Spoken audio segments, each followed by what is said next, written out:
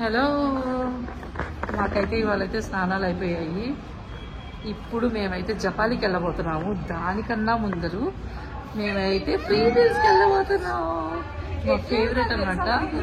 చిన్నప్పుడు ప్రీమియర్స్కి వెళ్ళే ముందర మా ఫ్రెండ్స్ ఇలా అవుతుంది. ప్రీమియర్స్ అంటే అంత ఒక వైబ్ అనమాట. ఏదో సినిమాలో అంటారే ఒక వైబ్, అదొక వైబ్.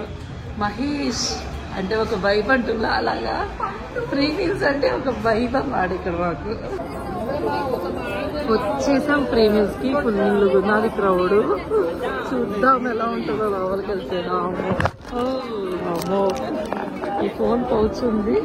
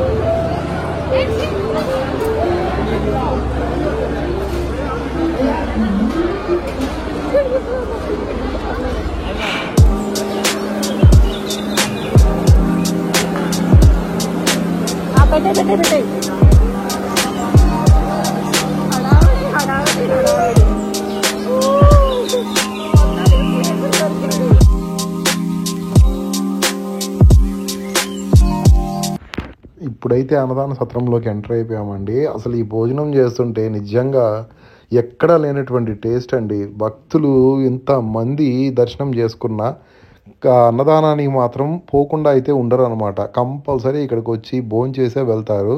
చూడండి ఎంతమంది భక్తులు పోటెత్తున్నారు.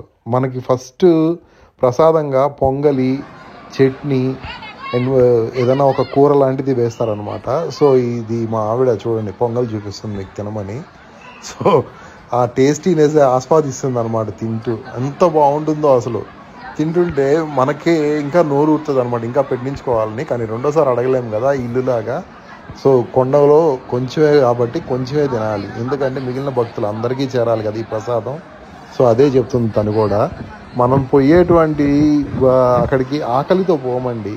ఏదో ఒక ప్రసాదం మనం తీసుకోవాలి, దేవుడి యొక్క నైవేద్యం మనం తినాలి అని పోతాము. సో ఆ నైవేద్యమే అనమాట. చూడండి అన్నం కూడా ఇప్పుడు చాలా బాగుందనమాట.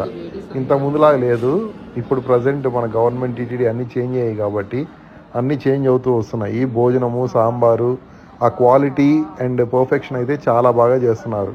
మా ఆవిడైతే కళ్ళగద్దుకొని మరీ భక్తితో తింటుంది అనమాట అన్నము.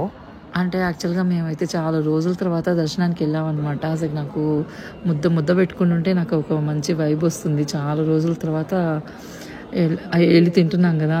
అప్పుడైతే మేము తిరుపతిలో ఉండేటప్పుడు అయితే రెగ్యులర్గా మాకు ఎప్పుడైనా సరే బోర్ కొట్టినప్పుడు, లేదు ఆయన మీద చూడాలి అనుకున్నప్పుడు ఖచ్చితంగా కొండకెళ్ళిపోయేవాళ్ళం.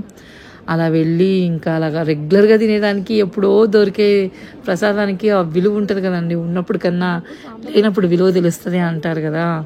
అలా విలువ తెలిసిందనమాట. అందుకే నేను కొంచెం ఎక్కువ ఎగ్జైట్ అయ్యాను. మీరందరూ కూడా స్వామివారి దర్శనం చేసుకొని ఆయన కటాక్షం పొందాలని కోరుకుంటున్నానండి.